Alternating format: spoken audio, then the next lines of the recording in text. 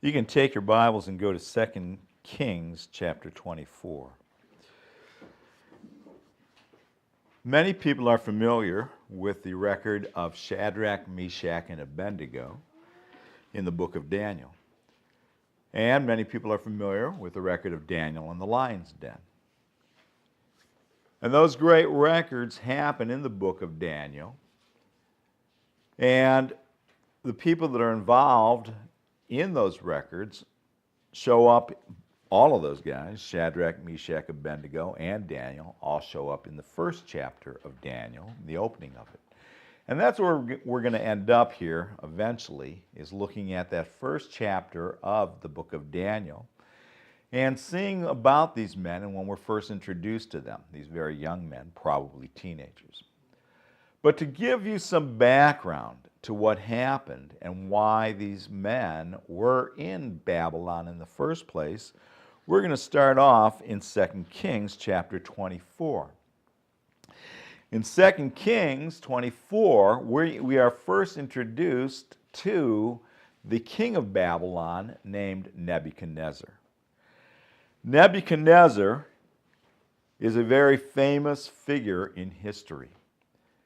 He's well known outside of the biblical record. He's well known as one of the most powerful men in the whole era of Babylon and that whole time in the world. A little bit of background about Nebuchadnezzar. He reigned from 1634 to 562 BC. He was the greatest king of ancient Babylon, succeeding his father, Nabopolassar. And King Nebuchadnezzar had defeated the Assyrians with the help of the Medes and his father had defeated the Assyrians with the help of the Medes and liberated Babylonia from Assyrian rule.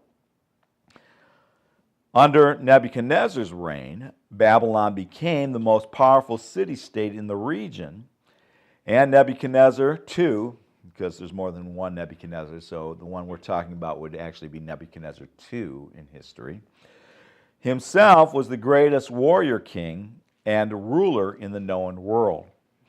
He defeated the Egyptians and their allies, the Assyrians.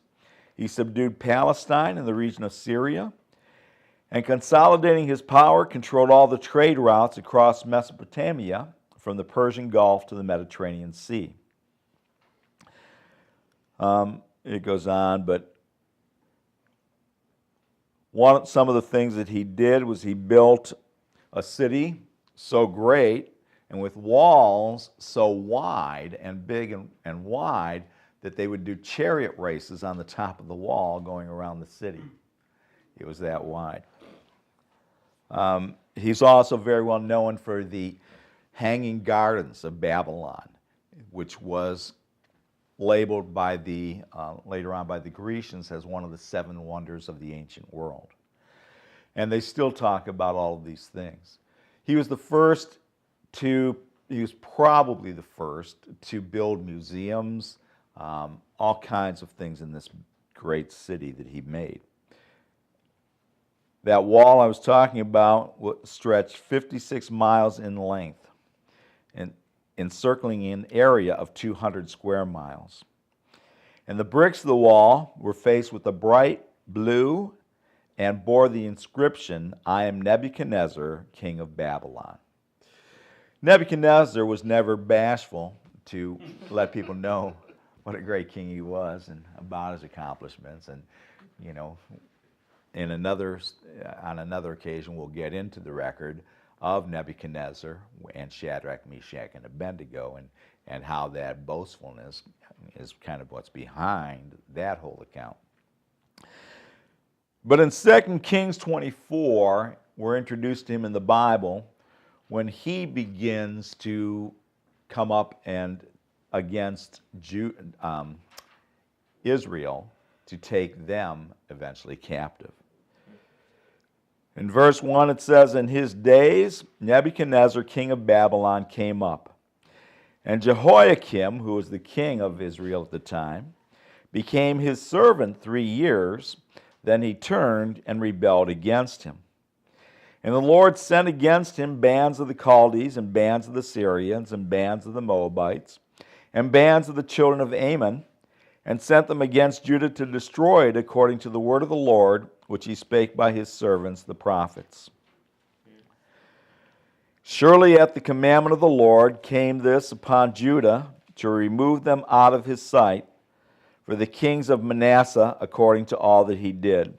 I said Israel a minute ago, and I misspoke. I should have said Judah. And also for the innocent blood that he shed, for he filled Jerusalem with innocent blood, which the Lord would not pardon. Now the rest of the acts of Jehoiakim, and all that he did, are they not written in the book of the Chronicles of the kings of Judah? So Jehoiakim slept with his fathers, and Jehoiachin, his son, reigned in his stead. Jehoiachin was 18 years old when he began to reign, and he reigned in Jerusalem 3 months. And his mother's name was Nehushta, the daughter of Elnathan of Jerusalem. And he did that which was evil in the sight of the Lord, according to all that his father had done. At that time, the servants of Nebuchadnezzar, king of Babylon, came up against Jerusalem and the city was besieged. And Nebuchadnezzar, king of Babylon, came against the city, and his servants did besiege it. So do you know what it means to besiege a city? It's like there's the city, and there's walls around the city usually, and the city's pretty defendable, but when you just encircle the city, now that's to lay siege against it or to be besieged. And they would do that to weaken the city. Before you ever went and attacked the city, you don't want the people in it at their best. You don't want them strong. You don't want them able to fight hard. So by going around the city, they're limited to whatever resources they have right there in the city. And, the city wasn't the place that they grew food. The city wasn't the place where they had everything they needed to sustain life. So, it's like they still, what's it when you do that with ships where you cut them off? An embargo, is that what it is? Well, anyway. You get the idea, though. They have the city cut off so people can't bring in food, so they can't go out, they can't go in. And that's going to create a real problem.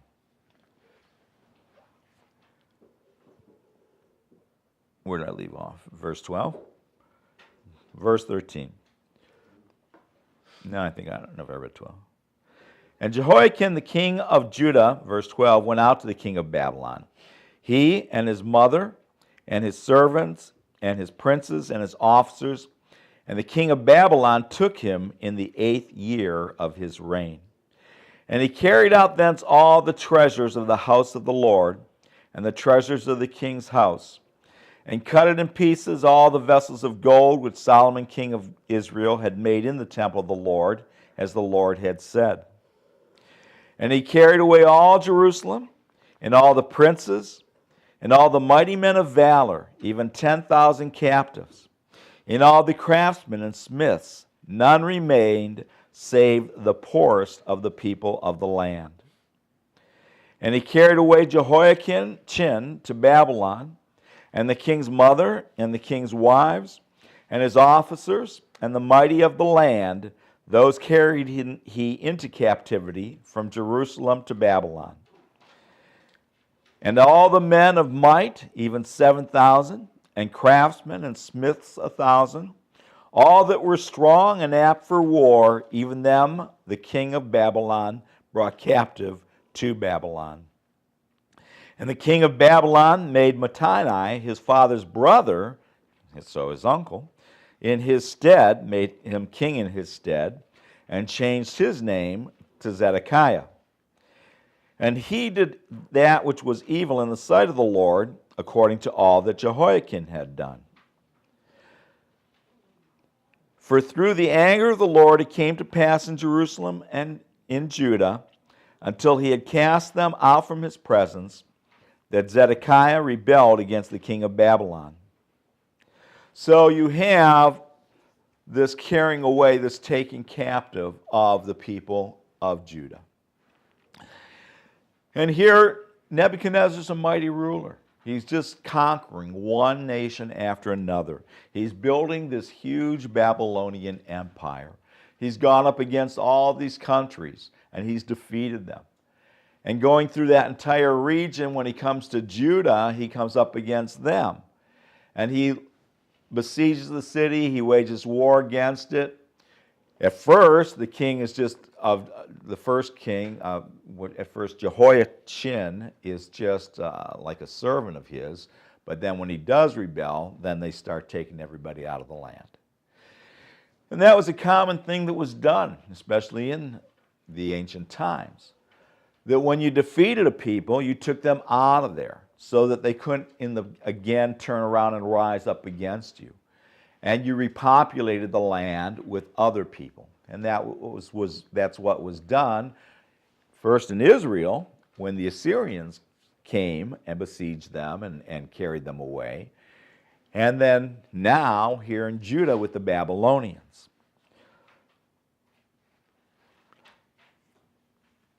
Look at chapter 25, verse 1. And it came to pass in the 9th year of his reign, in the 10th month, in the 10th day of the month, that Nebuchadnezzar, king of Babylon, came, he and all his host, against Jerusalem, and pitched against it. And they built forts against it round about. And the city was besieged unto the 11th year of King Zedekiah. And on the 9th day of the 4th month, the famine prevailed in the city, and there was no bread for the people of the land. Because, when you besiege a country, now they have no food except what there was already there. And so that's what causes this famine, because they've been cut off. And so there's no food for the people. Verse 8, chapter 25. And in the 5th month, on the 7th day of the month, which is the 19th year of King Nebuchadnezzar, king of Babylon, came Nebuzaradan, captain of the guard, a servant of the king of Babylon, unto Jerusalem. And he burnt the house of the Lord. That's the temple. He burnt the house of the Lord and the king's house and all the houses of Jerusalem. And every great man's house burnt he with fire. Every big house, every mansion, everybody that had some great house, he burns it. He burns the king's house. And worst of all, he burns the house of the Lord, the temple. This is the destruction of the temple. And this is the destruction of Jerusalem. And all of this stuff happened because Israel and then Judah has a nation and has nations turn their back on God. And they worshiped other gods. They turned to idolatry. And God, when you read through the Old Testament, God warns them again and again and again that if they don't return to Him, this is what's going to happen. He warns them that if they don't put away their idols, this is what's going to happen to them. You know, there's a lot of stuff. One of the things, if you ever sit down and read through the whole Old Testament, and I'd recommend you do that sometime in your life, if you ever read through the whole Old Testament, and even just the history parts of it, something that will really strike you is that there's a lot of stuff that God can put up with, but idolatry was not one of them. Idolatry was not one of them. You know, people could do a lot of things that were wrong, and God didn't like it. But that's not what caused Israel and Judah to go into captivity. It was their idolatry. Worshipping other gods. And whenever somebody worships anything and gives their heart to it in the place that should be reserved only for God, that's idolatry. That's idolatry. It doesn't have to be a little statue. It doesn't have to be in a temple to, Molech or Dagon or some of these other gods, Baal. It can be the almighty dollar that people are worshiping.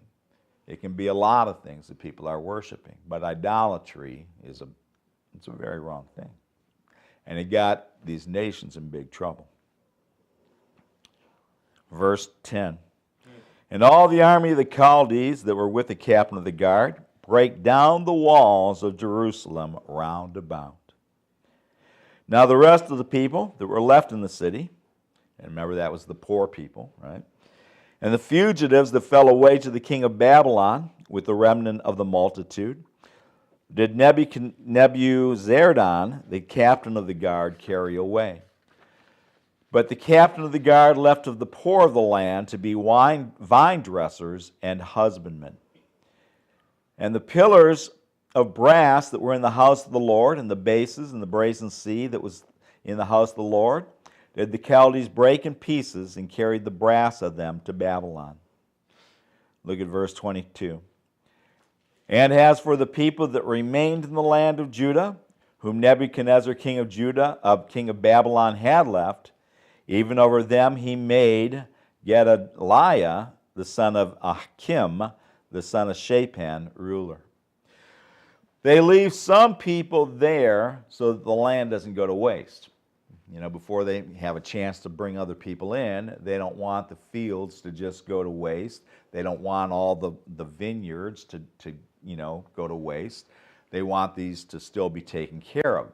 So that's the reason why they left anybody in there at all. And those that are left are that remnant of Judah, just like there had been a remnant in Israel. There's always a remnant. There's always a remnant. And of course, when it comes to Judah, there'll be a time when they'll return. 70 years they are in captivity in Babylon. 70 years is the captivity before they return. Now you can go to Daniel chapter 1. Try, if you can, to imagine yourself having been part of Judah, being a Judean. You try to imagine if somebody came in and did everything to our country that we just learned about. Try to imagine that if a foreign country came in and you saw them destroy everything you loved and in the process kill many, many of your countrymen and probably family. That's what the situation was for Judah. And then they took them all out and took them to a different country. Suppose that happened to you, that you were carried away to the country of your enemy. Your enemy. This enemy that just has done the most terrible things that you ever could imagine. And now that's where you are going to live. And you're no longer going to have rights, and you're no longer going to be treated like a fellow citizen. Instead, you're there as a captive. Verse 1. In the 3rd year of the reign of Jehoiakim, king of Judah, came Nebuchadnezzar, king of Babylon, unto Jerusalem and besieged it. And the Lord gave Jehoiakim, king of Judah, into his hand, with part of the vessels of the house of God, which he carried into the land of Shinar, to the house of his God. And he brought the vessels into the treasure house of his God. These are the things we just read about. And the king spake unto Ashpenaz, the master of his eunuchs. Okay. Here, this phrase, the master of his eunuchs. The word that's used for eunuchs in the Hebrew could be translated eunuchs, but it could also be translated a ruler or a chief. And other versions, some of the more recent versions of the Bible, translate it in that way. The chief ruler or the ruler of his house, something like that, like NIV translates it in that manner. The reason why I bring that up is because the question arises that if this guy who is the master of his eunuchs, or instead just the ruler of his house, that he should bring certain of the children of Israel and of the king's seed and of the princes. So they're bringing these young men, probably teenagers as children, but they're probably in their early teens, to them. And those men are going to include Shadrach, Meshach, Abednego, and Daniel. And if they're under this guy who is the prince of the eunuchs, then it's likely that they would be what? eunuchs. Okay? So there's a question that arises. Was Daniel, Shadrach, Meshach, and Abednego, were they eunuchs? And there is no clear evidence in the scripture whether they were or were not. That verse, that translation of that word, is used by many to say one way or the other. But it's a word itself that is translated in different ways in the Bible. Potiphar, okay, who was married, who later on Joseph served under back in Egypt, right? It's that same word in the Hebrew, it's saris, S-A-R-I-S, that's used. And Potiphar is referred to as a chief magistrate or something like that. He's never called a eunuch. Same word that's used concerning this guy. Verse 4. So, bring unto him children in whom there was no blemish, but well favored, and skillful in all wisdom, and cunning in knowledge, and understanding science, and such as had the ability in them to stand in the king's palace, and whom they might teach the learning and the tongue of the Chaldeans. And the king appointed them a daily provision of the king's meat, and of the wine which he drank, so nourishing them 3 years, that at the end thereof they might stand before the king. So these men, these young men who are just the cream of the crop, bring me the best that you've got. Guys that have something on the ball. Guys that are there's no blemish, they're sharp, they're good looking, there's nothing wrong with them, and they're smart. Guys that are capable with science and knowledge, and somebody who would be worthy to raise up to be able to serve and stand before the king. And these are the guys that they're going to bring in, and then it says they're going to nourish them before they even get to go into the king. They're going to nourish them 3 years, that at the end thereof they might stand before the king. They want them to be all built up and strong. Okay? Now among these were the children of Judah, Daniel, Hananiah, Mishael, and Azariah, to whom the prince of the eunuch gave names, this ruler maybe, for he gave unto Daniel the name of Belteshazzar, and to Hananiah of Shadrach, and to Mishael of Meshach, and to Azariah of Abednego. I always think it's funny. We know Daniel has Daniel. Nobody says, instead of Daniel, Belteshazzar in the lion's den. But we always talk about Shadrach, Meshach, and Abednego. We talk about them by these Babylonian names rather than their Judean names. At any rate, these are the men. And so these are part of that group that's going to be before the king, and that they're supposed to get ready and supposed to get them all built up and buff. But Daniel, verse 8, purposed in his heart that he would not defile himself with the portion of the king's meat, nor with the wine which he drank. Therefore he requested of the prince of the eunuchs that he might not defile himself. This is a pretty bold move. Think about it. You do not want to get on the wrong side of Nebuchadnezzar, do you? Think about what Nebuchadnezzar's done. Think about his reputation. This is the same king that they saw wipe out Jerusalem, bring it to ashes. And now he's given commandment that they should eat, he wants them built up. You want to get built up, you got to get some protein, right? If you want to get all, muscular and built up, you need a lot of protein. That's why guys that are weightlifters, they, get as much protein, and they do protein shakes and everything else, right? Mm-hmm. So that's what they're supposed to do, but because these same meats and this wine was offered unto idols, then Daniel and Shadrach, Meshach, and Abednego, they don't want to do it.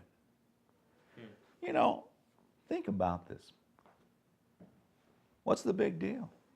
What's the big deal? It's just a small compromise, isn't it?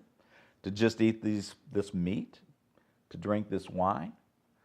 considering their circumstances, who could blame them if they just went ahead and did it? Who could blame them if they just used the rationale and say, well, God will understand. It'll be okay. But that's not what they do, is it? They're not willing to compromise.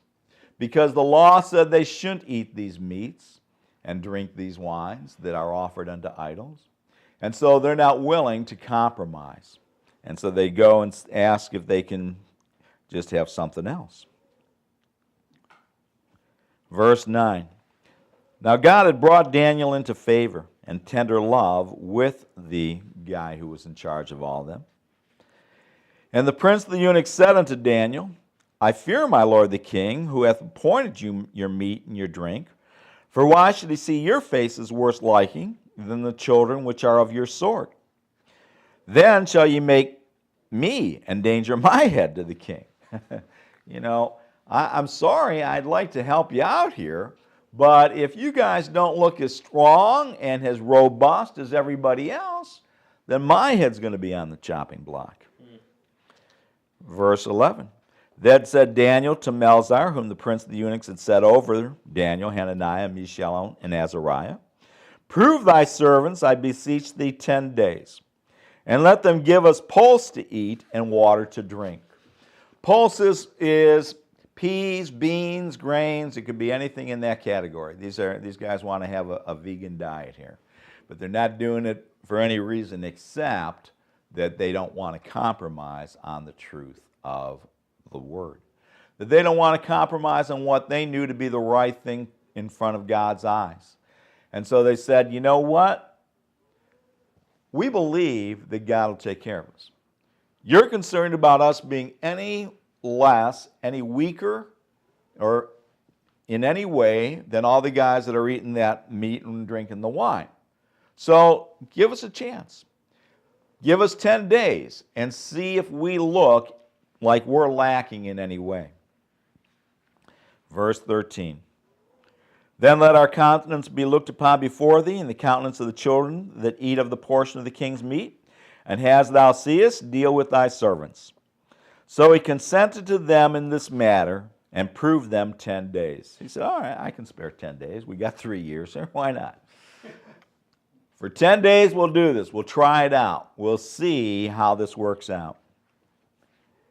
And at the end, verse 15, of 10 days, their countenances appeared fairer and fatter in flesh than all the children which did eat the portion of the king's meat. It's not what you usually want to have happen when you're eating, a diet of just grains and, vegetables. But they wanted it to happen. They wanted to be looking every bit as strong and fat as everybody else, and they looked fairer and more buff than all the other guys. Then Melzar took away the portion of their meat and the wine that they should drink and gave them pulse. I'm sure that made, that might be the original reason why people we're gunning for Daniel, Shadrach, and Meshach, and Abednego.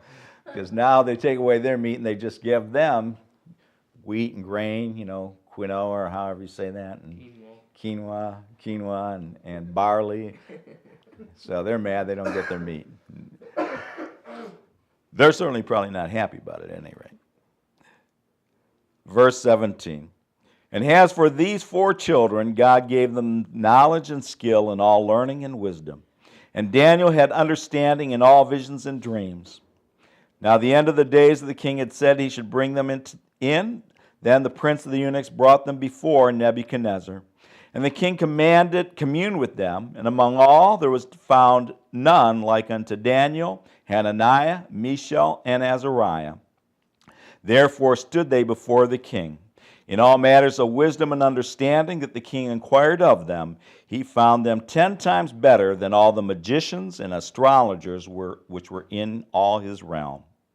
And Daniel continued even unto the first year of the king Cyrus. They're appointed great authority in the kingdom. And of course, they'll run into other challenges. But they proved God in their lives by trusting him. God bless.